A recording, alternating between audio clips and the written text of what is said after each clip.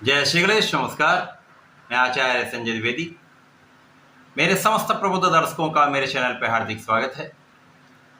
प्रिय दर्शकों, आज मैं नवग्रहों में अत्यंत सौम्य ग्रह, शुभ प्रभाव देने वाले तथा जीवन के समस्त सुखों को प्रदान करने वाले दैत्य गुरु शुक्राचार्य के राशि परिवर्तन प्रभाव को लेकर आपके सम्मुख उपस्थित।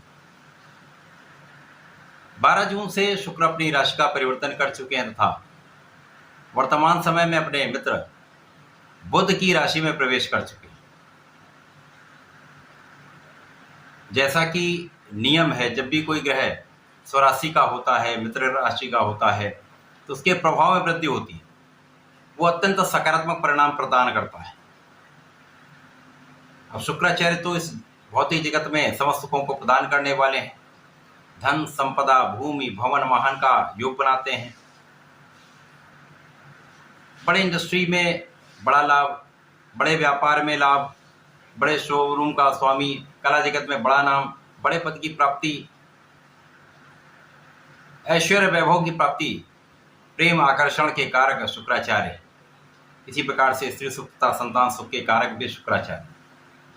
तो अत्यंत शुभ प्रभाव देने वाले शुक्राचार्य जो भोग विलास के भी कारक हैं, ये अपने मित्र की राशि में भी होंगे, मित्र के साथ एक विशेष योग में होंगे तथा 14 जून से जब मित्र के साथ, बुध के साथ ये गोचर करना प्रारंभ करेंगे तो निश्चित रूप से एक महा लाभदायक महालक्ष्मी योग का निर्माण होगा, जो समस्त राशि के जातकों को विशेष लाभ देने वाला है। आज मैं मकर राशि के लिए शुक्राचार्य के इस राशि परिवर्तन का किस प्रकार का प्रभाव प्राप्त होने वाला है, कौन सा भाव प्रबल होगा, यहाँ पर आप कैसा लाभ प्राप्त करने वाले हैं, यदि कहीं पर कोई समस्या है तो उससे आप कैसे बच सकते हैं, संपूर्ण विश्लेषण मैं पूर्ण तरीके के साथ करने जा रहा हूं। प्रिय दर्शकों, ये राशिफल आपके चंद्र राशि पर आधारित है, अर्थात आपकी जन्म कुंडली में यदि 10 नंबर में चंद्रमा है तो आपकी मकर राशि।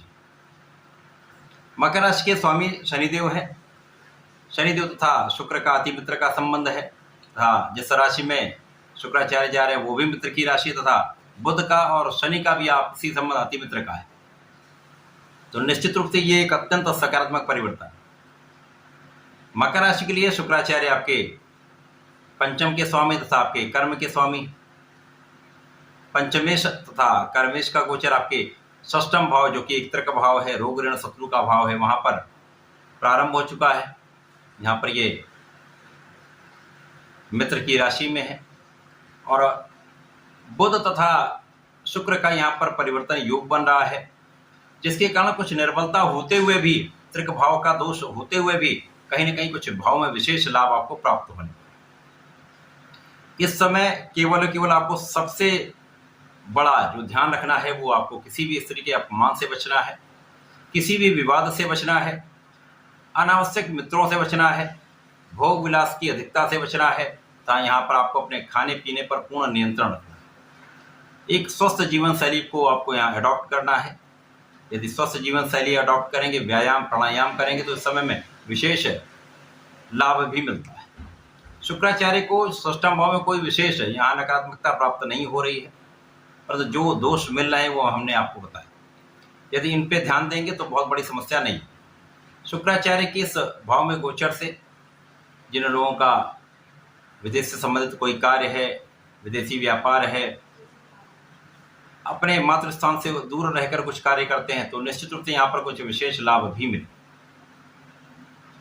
यहाँ पर विवाद से बचेंगे तो कानूनी समस्याओं से आप बचेंगे, परंतु यहाँ पर आपका जो बुद्धि का बल है, आपके जो ज्ञान का बल है, वो आपकी संपूर्ण रूप से प्रभावी है, आपको बहुत समस्याओं से बचाने में। संतान के भाव से आपको लाभ होगा।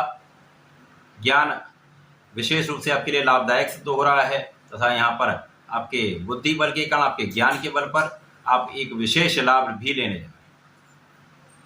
प्रेम संबंधों के लिए समय अच्छा नहीं है, यहाँ पर आपको ध्यान रखना होगा। 14 जून से जब बुध के साथ ही इनका गोचर प्रारंभ होगा तो यहाँ पर आपको एलर्जी की कुछ समस्या हो सकती है, स्किन से संबंधित कुछ डिसऑर्डर्स हो सकते हैं, यहाँ पर आपको विशेष रूप से ध्यान रखना होगा। वाणी की कठोरता से बचना होगा। वाणी के कारण ही संपूर्ण विवाद होते हैं।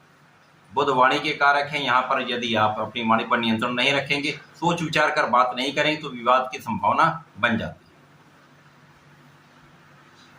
कर्मेश तथा पंचमेश का षष्ठम भाव में गोचर कर्म भाव के निर्धारण करने वाला है। यहाँ पर जिन लोगों के पास नौकरी नहीं है या व्यापार नया प्रारंभ करना चाहते हैं, उनके लिए एक विशेष योग बन रहा है, जहाँ पर आप नौकरी की प्राप्ति कर सकते हैं, आपको एक अवसर प्राप्त हो सकता है। परंतु यहाँ पर लोगों को उतना सहयोग आपको नहीं मिल पाता है, जितना आपकी योग्यता है, जितना आपको ज्ञान है, जितना आपकी क्षमता है, उस क्षमता से, उस ज्ञान से, उस योग्यता से कुछ कम लाभ मिल पाता है।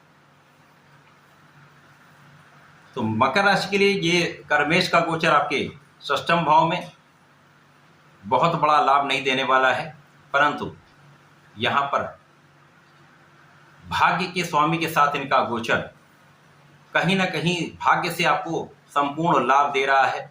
तो यहाँ पर कर्म तथा भाग्य का कुछ जो आपसी सहयोग बन रहा है, वो आपके जीवन में आपके कुछ कार्यों में प्रगति कराने वाला है। इस समय में मकर राशि के जातकों को नियमित रूप से भगवान भोलेनाथ पर जलार्चन करना चाहिए।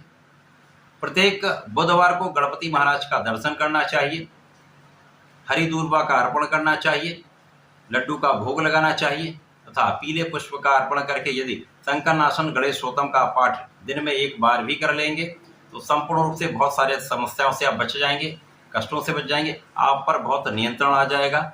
इससे आपके कार्यों में भी प्रगति होगी, आपके कार्य भी बनेंगे, इससे आपको आगे लाभ भी मिलेगा। तो ऐसा करके समय का लाभ लें। धन्यवाद, नमस्कार।